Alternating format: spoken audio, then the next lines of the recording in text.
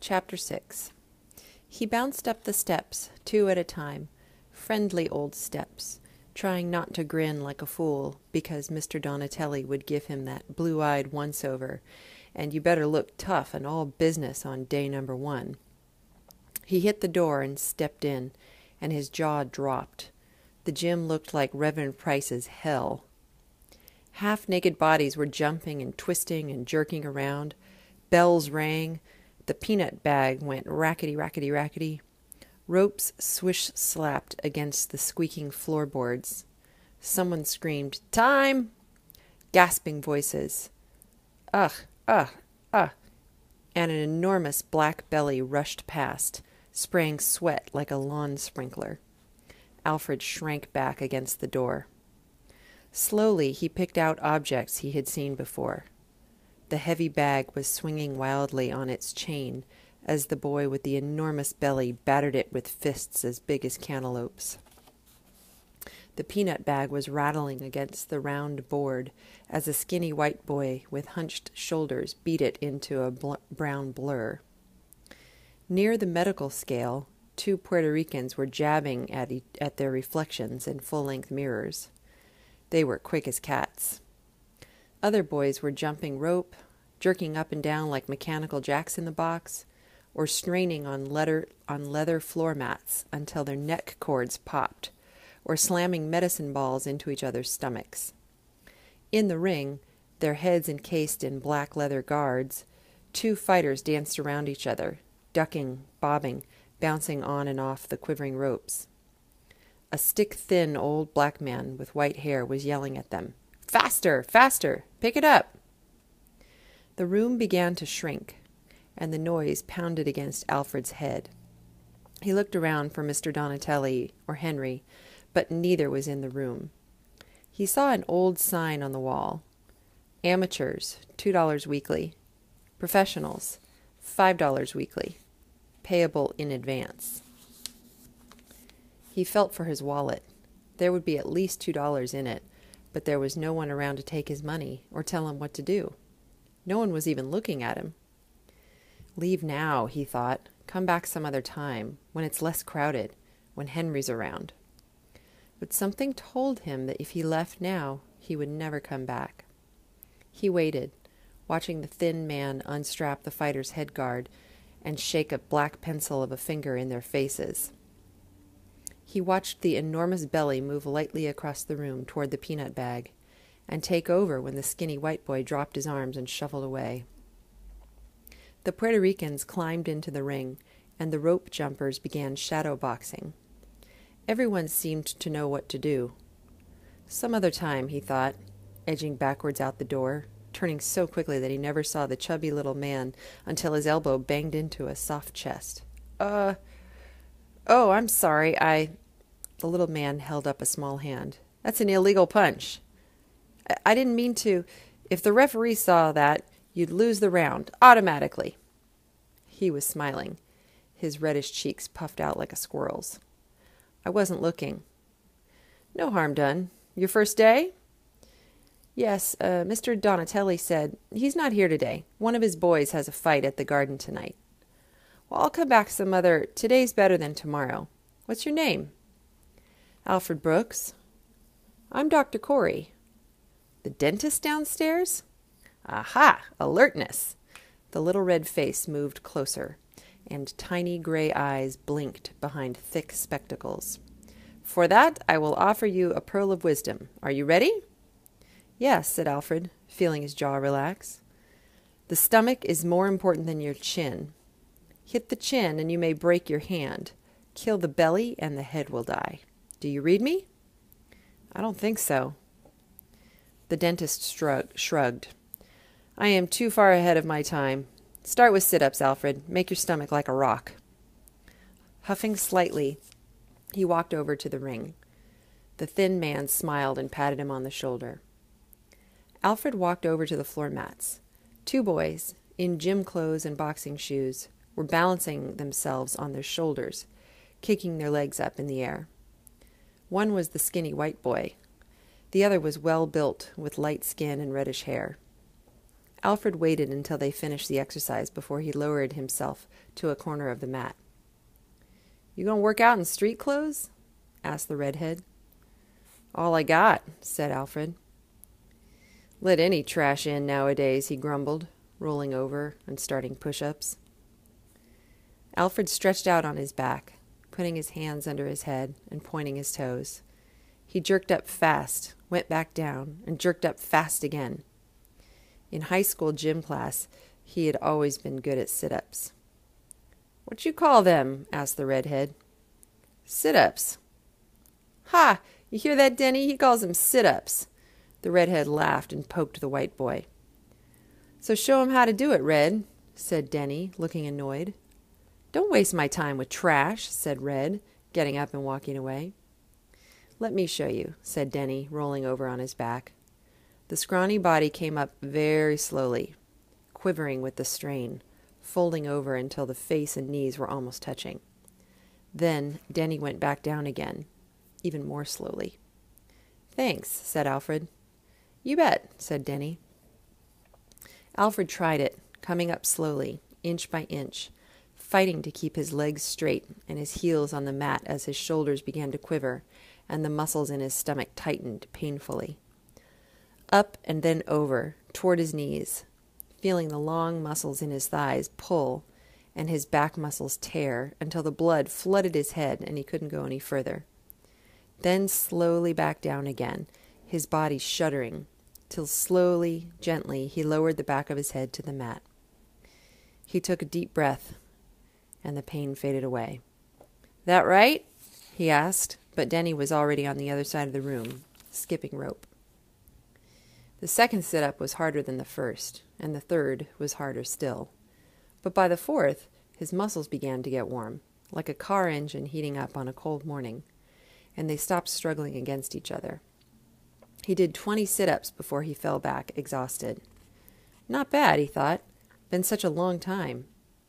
He sat up and looked around. Dr. Corey and the thin man were talking at ringside. Boxers were grunting away all over the gym. No Henry. He turned over and started on push-ups, slowly, concentrating on keeping his body straight. After 34 push-ups, his arms felt rubbery. "Hey, Alfred, been here long?" Henry dragged up, a box under his arm. "Had to go downtown, pick up something for Bud." "Who's Bud?" "Bud Martin, Mr. Donatelli's assistant," said Henry, pointing at the thin man. "See you later."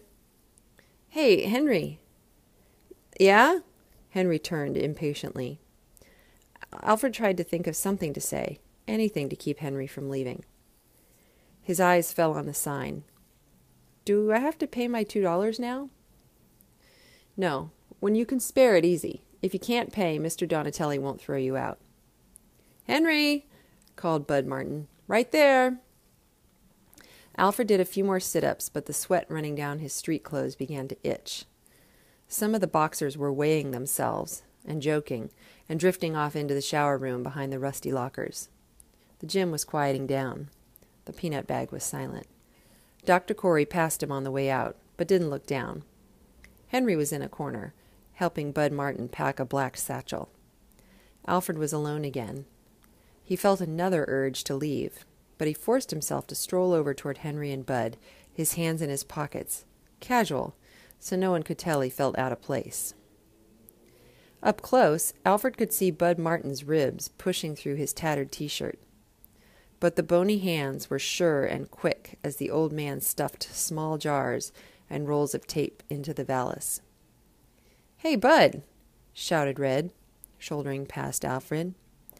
Bud didn't look up. "Need some more cotton tips, Henry." "Sure." Henry disappeared back into the dressing room. "I'm talking to you, Bud," said Red. "Talk," snapped Bud. "I need my hands taped." "You learn to do it yourself."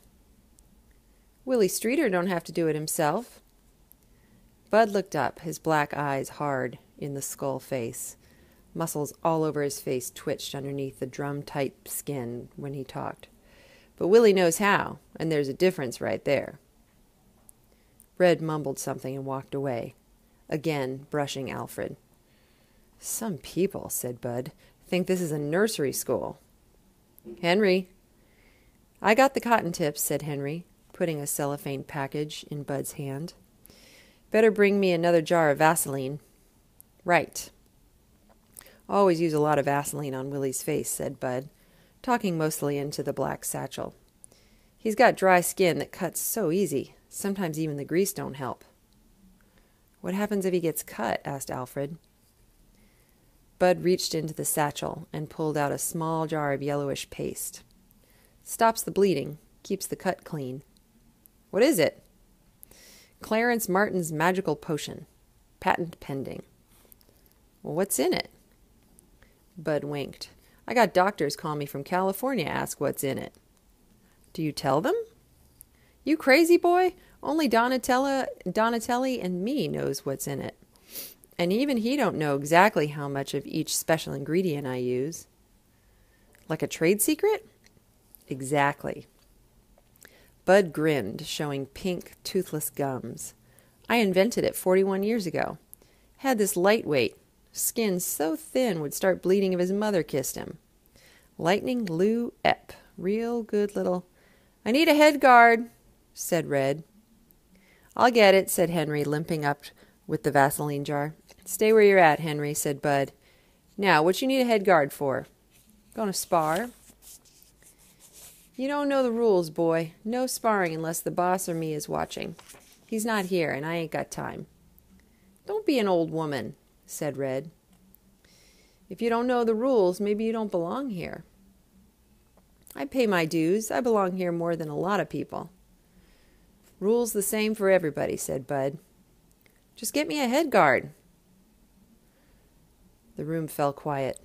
Whoever had started punching the peanut bag stopped, letting it squeak into silence in the swivel. The Puerto Rican boys, Denny, the enormous belly, the others moved into a circle around Alfred, Henry, Red, and Bud. Ever since you come, said Bud softly, looking into the satchel, you been a smart meat. Be sweet, boy.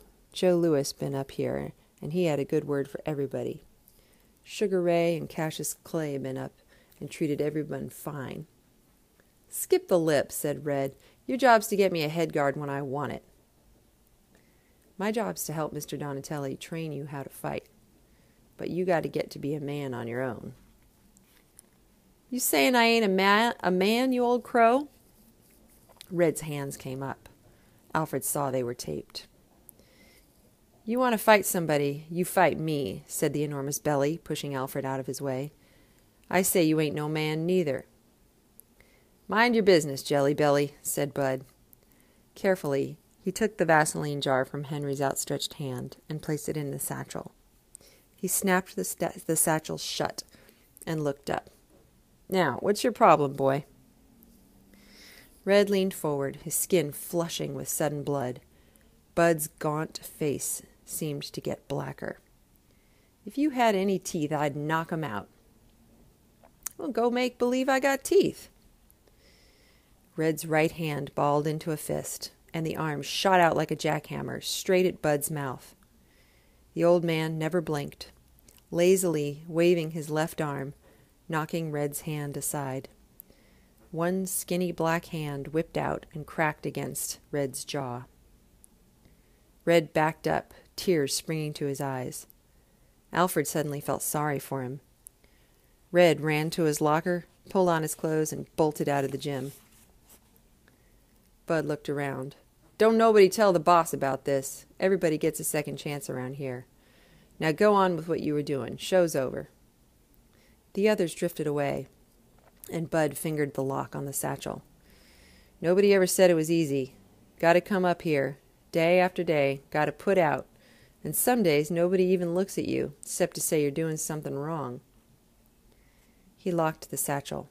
That's part of it. You hungry enough. You keep at it. He looked right at Alfred. You Alfred Brooks? Yes. Figured. Tonight, you gonna see a real fight. No slapping. Me? Yeah. Henry's got your ticket. The boss said if you ever came back, you might as well see what you came back for.